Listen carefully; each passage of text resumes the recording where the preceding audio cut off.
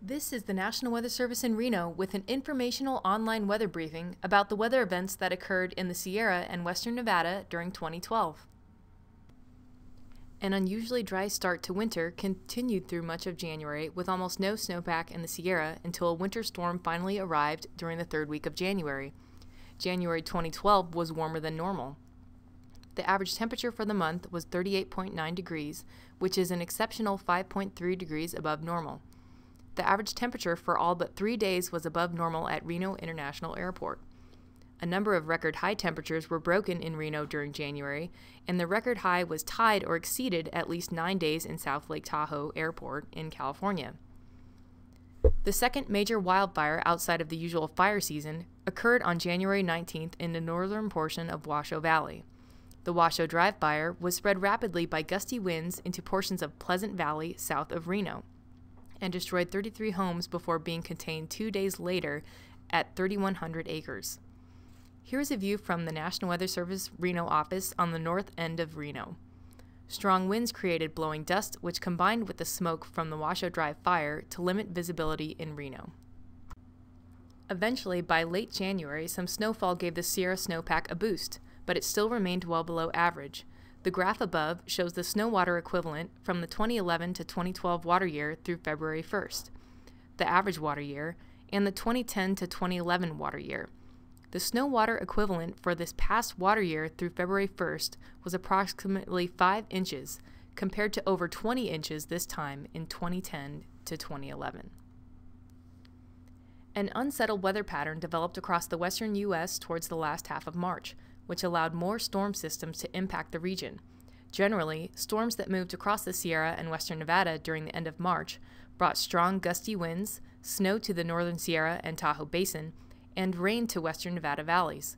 Snowstorms during this time frame brought recovery to the snowpack, but the large deficit could not be overcome, resulting in a snowpack well below seasonal average. The snowfall from March and April gave the Sierra snowpack a boost, but it remained well below average. On April 1st, eastern Sierra snowpack totals ranged from 55 to 65% of normal in the Truckee and Tahoe basins, and only 40 to 45% of normal for the Carson and Walker River basins. The last significant snowfall in the Sierra occurred in mid-April. Record high temperatures occurred in late April, which included Reno reporting its first ever 90-degree temperature for the month of April on the 22nd. By the end of April, snowpack in the Sierra had decreased to 20 to 30% of normal, except near 45% of normal for the Truckee River Basin. Dry conditions prevailed for most of May. After a cool start, temperatures warmed across western Nevada well into the 80s during the second and third week of the month. Around Memorial Day weekend, a cold system produced wetting rain and light snow over much of western Nevada and eastern California, with a few inches of snow in the Sierra. Warm and dry temperatures returned quickly by the end of the month. The highest temperature for the month in Reno was 92 degrees, which occurred on the 31st. The most significant event, besides Memorial Day weekend snow, was the TRE fire in southeast Douglas County. It burned 2 homes in the Topaz Ranch Estate subdivision, 17 additional structures, and over 7,000 acres between the 22nd and the 26th. June started out with above normal temperatures, with record highs in the mid to upper 90s in the lower elevations and some isolated thunderstorms. A cold front moved through the first week of June, bringing gusty winds and blowing dust to western Nevada, while wetting rain impacted eastern California. The picture above is courtesy of Susie, a storm spotter in Fernley. Temperatures cooled significantly with highs in the 50s on June 5th, which was about 40 degrees cooler than the highs on June 1st. The remainder of June and into July was relatively dry with warmer temperatures. During mid-July, a large area of high pressure remained across the region, resulting in a period of hot temperatures for some western Nevada valleys, with heat advisories in effect. July of 2012 tied for the 8th warmest July on record at Reno since 1888. The highest temperature at Reno for July was 103 degrees, which occurred on the 12th. August brought thunderstorms, which resulted in several new fire starts. including the Chips and Rush fires. The Rush Fire consumed over 315,000 acres in eastern Lassen and western Washoe counties during the middle of August. The number of acres burned in the Rush Fire alone exceeded the combined total acreage burned from all of the large fires recorded in the Reno County warning area between 2007 and 2011. A severe thunderstorm produced over 4 inches of hail in Truckee, Glenshire on August 15th, while successive thunderstorms produced heavy rains over the Ray May fire burn scar that resulted in rocks and mud across Highway 395. August 2012 was also the warmest month on record for Reno since records began in 1888.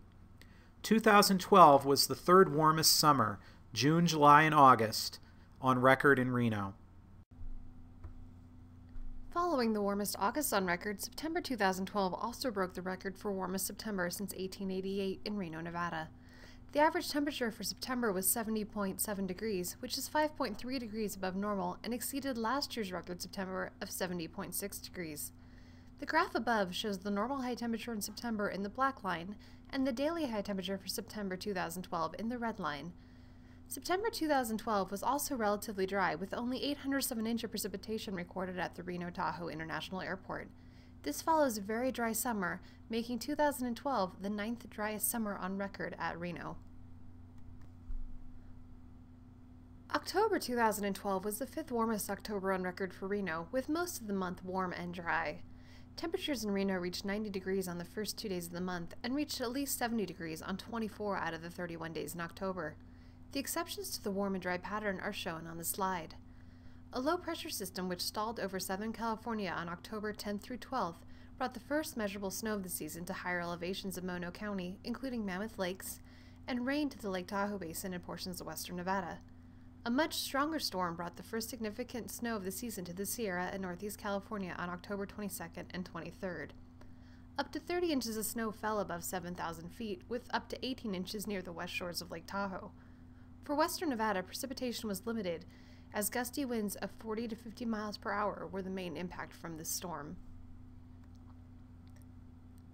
This visible satellite image from November 11th shows 3 narrow areas, white patches on the image, where heavy snowfall occurred on November 9th through 10th. Area 1, circled in the red oval, includes Susanville and Janesville, which received heavy snow from a convective snow band that had originated from thunderstorms which formed over north-central California.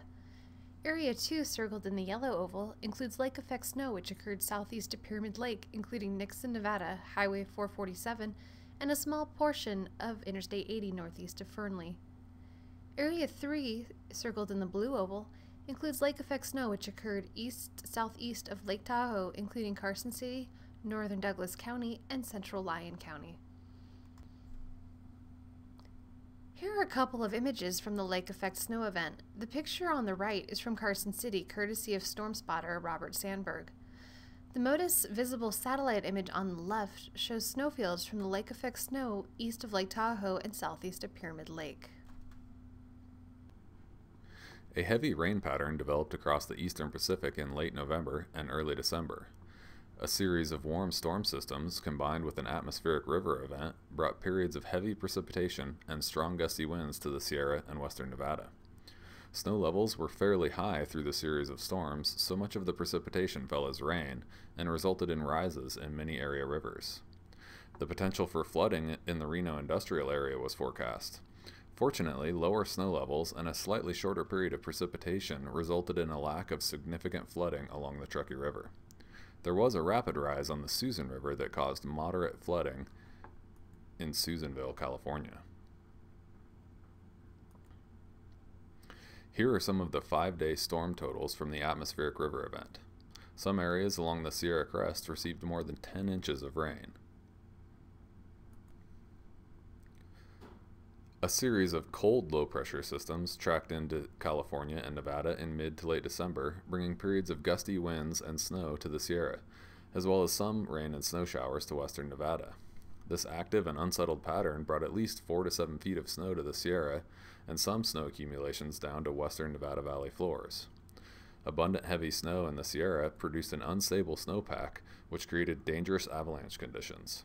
Several avalanches occurred in the backcountry and at local ski resorts, resulting in 2 fatalities. This graphic compares the precipitation in December 2011 with the precipitation for December 2012. The image on the left represents the total liquid precipitation that fell during December 2011. The image on the right is the total liquid precipitation that fell over the last 30 days of 2012, ending on December 28th. The image shows the stark contrast between the exceptionally dry December of 2011 and the very wet December of 2012. Tahoe City received no measurable snowfall in December 2011. In December 2012, Tahoe City received 42 inches of snowfall. As of December 28th, the snow water equivalent, a measure of the total water in the snowpack in the Truckee River Basin, was 204% and 169% in the Lake Tahoe Basin. Thank you for all of your reports, photos, and comments during the past year. Participation from our community and partners is essential, and it helps us to improve our forecasts. We at the National Weather Service in Reno look forward to working with you all in the new year.